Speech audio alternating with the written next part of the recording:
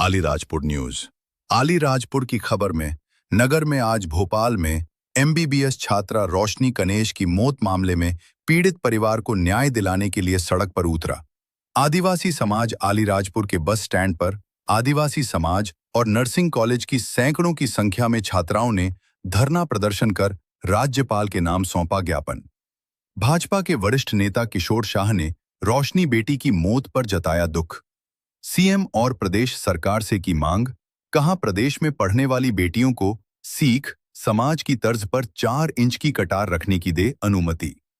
अलीराजपुर जिले की आदिवासी समाज की बेटी और भोपाल में एमबीबीएस छात्रा रोशनी कनेश के मौत मामले में रोशनी को न्याय दिलाने के लिए आदिवासी समाज सड़कों पर उतर आया है।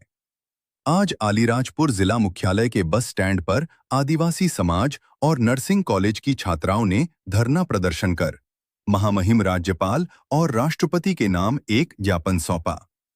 आदिवासी समाज की एक ही मांग है कि रोशनी बेटी की हत्या हुई है, उसने आत्महत्या नहीं की है। पीड़ित परिवार और मृतक रोशनी के दादा और पिता ने हॉस्टल वार्डन और प्रबंधन पर गंभीर आरोप लगाते हुए कहा कि ये हॉस्टल वार्डन और उसके पति की गहरी साजिश है।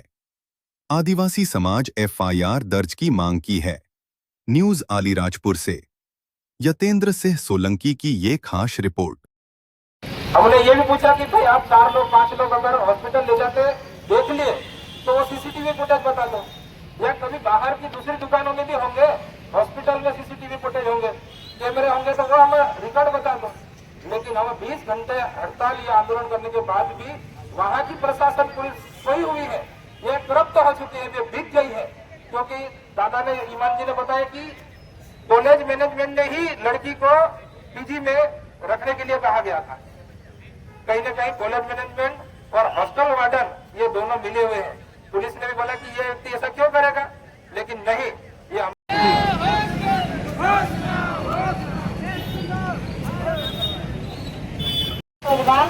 जैसे कि सब बोल रहे हैं कि उसने सुसाइड किया है, लेकिन एक रात भोपाल जाने से पहले वो मेरे रूम पे आई थी।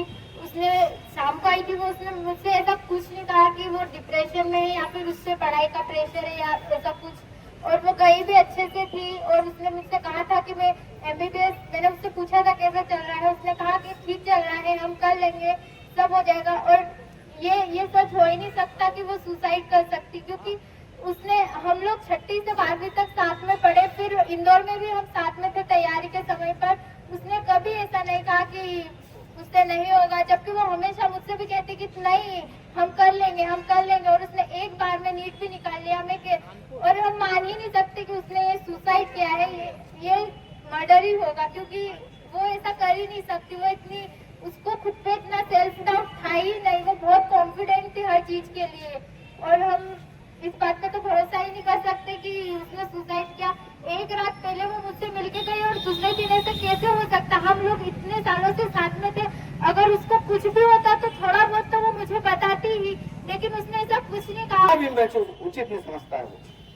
तो मैं इस मंच के माध्यम से बेटियों की सुरक्षा के लिए यह मांग करता हूं कि इन बेटियों को सिख समाज की तरह अपनी रक्षा के लिए इनको 4 इंच का हथियार रखने की अनुमति प्रदान करना चाहिए।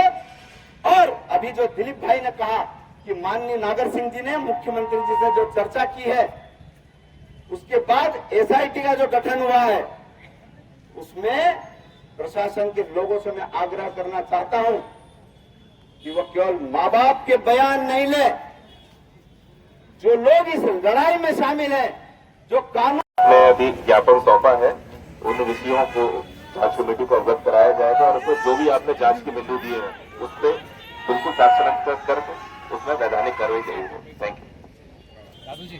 सर और डीन मैडम और वार्डन मैडम सब मिले हुए हैं, ये पूरी तरह से हमको कोई कैमरा बंद किया और गुमराह किया हमको पूरी तरह से। वार्डन और उसके पति के ऊपर उनके और सब ये पूरे स्टाफ उन्होंने वो खाली उसकी अच्छी से सीबीआई जांच होना चाहिए इसकी। प्रशासन से बताओ। रोशनी बेटी की हत्या हुई है, इसलिए हम मांग चाहते हैं कि न्याय मिले हमको, और हमारी बच्ची को हत्या करी उसको फांसी होना चाहिए। फांसी होना चाहिए। क्या करोगे आगे? FIR नहीं हुई तो और हम बैठेंगे, भोपाल में बैठेंगे और आंदोलन करेंगे, पूरी तरह से आंदोलन करेंगे। हॉस्पिटल में ले जाके पीएम करने का रास्ता देख रहे थे, हमारा कोई बयान नहीं लिया, कुछ करा नहीं, कहीं नहीं वहाँ देखने नहीं जाने दिया, ऐसा किया आपने। तो हमारे को ये शंका है कि जो मकान का मालिक है ने वो वार्डन है, उसने रात में उसकी घटना कर दी, फिर सुबह वो अपने बचाने के लिए खाली उसने डॉक्टर को पास ले गए, वहाँ ले जाके पटक दिए।